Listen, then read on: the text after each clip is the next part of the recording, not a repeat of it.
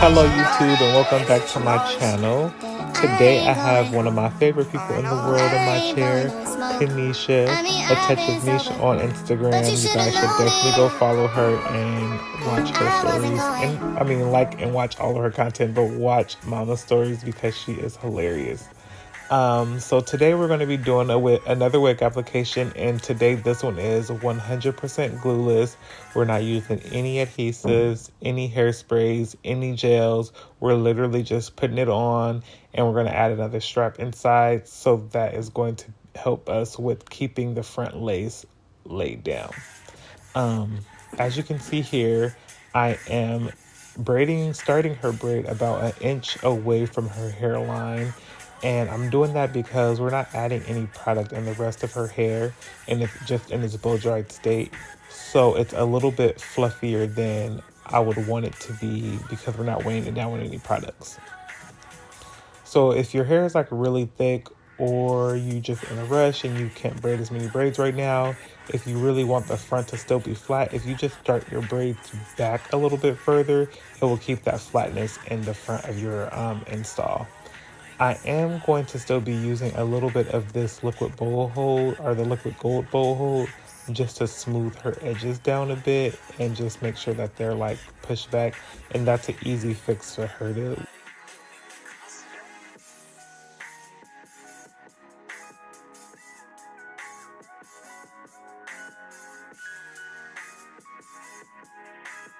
remove that product from her hair. It won't be greasy or anything like that once she does.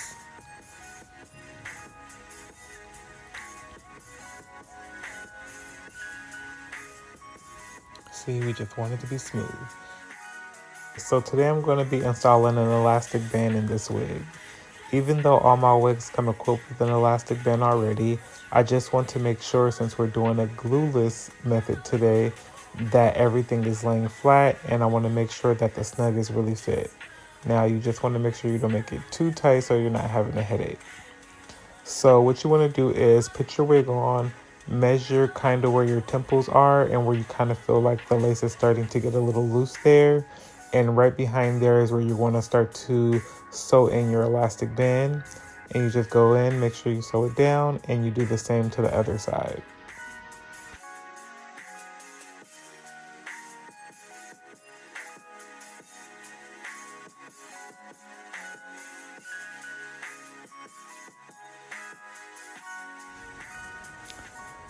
Now this is the one that comes installed in all of the wigs. It's adjustable and you're able to move it to either one of these levels right here. And the one closer to the front makes it a little more snug. The one closer to the back makes it a little bit more loose. And you just can add those wherever you feel most comfortable in your wig. And this right here is where you just kind of adjust the looseness or the tightness of how you would like it to be. Okay, so here I have my velvet lace wig grip, and I get these off Amazon, and I'm telling you guys, like, this is the only brand that works for me. This thing will literally, once you put it on and you put your wig on, it automatically gives your wig like a little bit of stability. Like, it just won't slide back for some reason. I don't know what they're doing with these things, but they really, really work well. And I still use pins to secure it, but this just really helps it to not slide off. Okay, so now we're just going to adjust our wig to where we need it to be, wherever you would like your hairline to be when you cut it off. And since we're doing it glueless, I like to use an eyebrow razor to cut it so that you can mimic the shape of your hairline or create whatever shape hairline you would like to have with your glueless unit.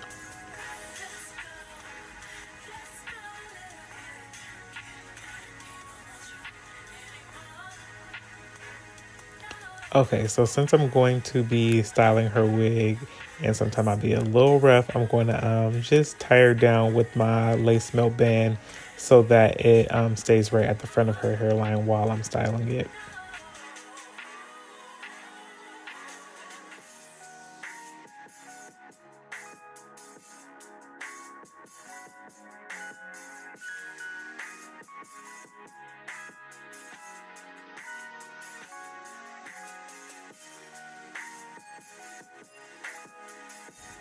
Okay, and once we have that serum all over the hair so that we can get some shine and some heat protection, I'm going to go ahead and put some pins in the hair. And this is why I need that band so that it's not pulling it back, it's just staying in place. So you always want to pull your wig down, and you're going to put your pins in one direction and scoop it back and slide it the opposite direction. And that is like literally going to lock your wig into place, and you won't have no issues, no worries at all. The wig is going to be on and secure.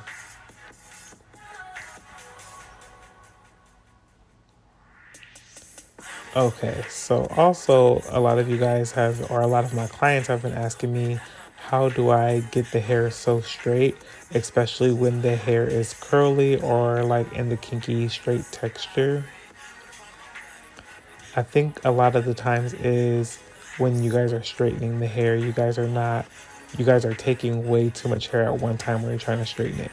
So you can see how thin my sections are here. And if you can't really like put your finger on how much hair it is, this is a wefted back wig. So I'm only straightening 2 rows at a time. So there's like little tracks in the back, and only 2 of the tracks at a time am I straightening. It will also be a really good idea for you guys to invest in a mannequin stand and a mannequin head of some sort. That way you're styling the wig off of your head, and you will actually be a lot easier for you to actually style the wig if it's not on your head, and all you have to do is pop it on once you are cute.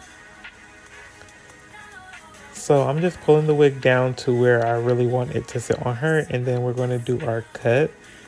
And today we're going to be doing some curtain bangs on her today. So I'm just finding where I want my curtain bangs to start, and then I'm just layering that hair out, cutting that bang, and I'm going to use the hair from one side as my guide for the other side so that I can make sure everything as symmetrical as possible.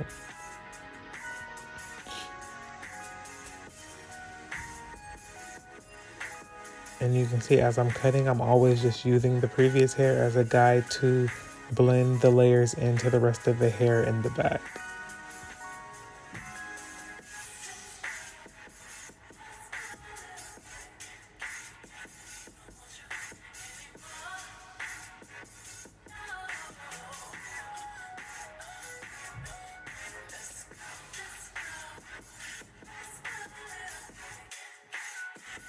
Now with her curtain bangs, I wanted them to be really long, so you can see I'm starting at the like bottom of her chin, and we're just using her face as a guide to cut this hair.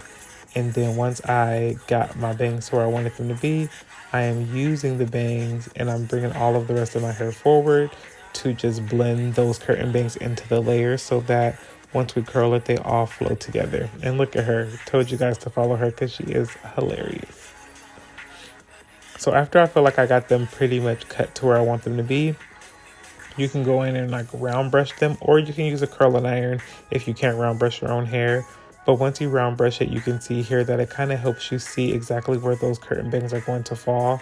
And if you need to, you can go in and just cut a little bit more and connect your layers a little bit more to really get them to fall exactly where you want them to be. And that helps a lot when the hair is already kind of curled a little bit, because it shows you exactly where the hair is falling. And as you can see right here, I'm kind of flipping the hair over and I'm just connecting all of this layer together so it flows a little bit better. So once everything is cut to where how you want it to be, you can go in and curl the hair. I'm using a 2-inch barrel curling iron for this because I really want some big soft curls. And I'm curling the ones in the front first because I want them to sit for the longest period of time so we can really make sure that curl is locked in. And if you want, or if you have them, you can put them on rollers. That would really help the hair to set as it's cooling.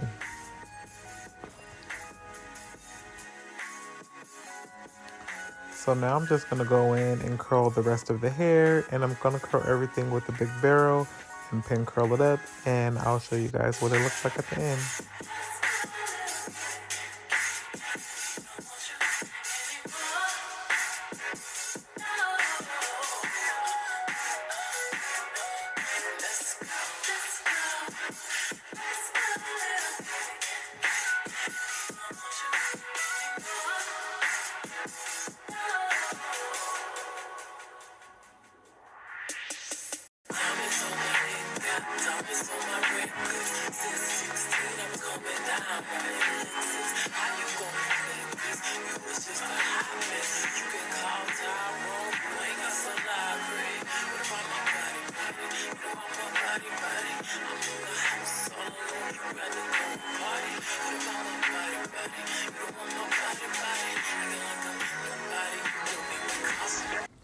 So right behind her ear, you can see that we can still see her wig grip.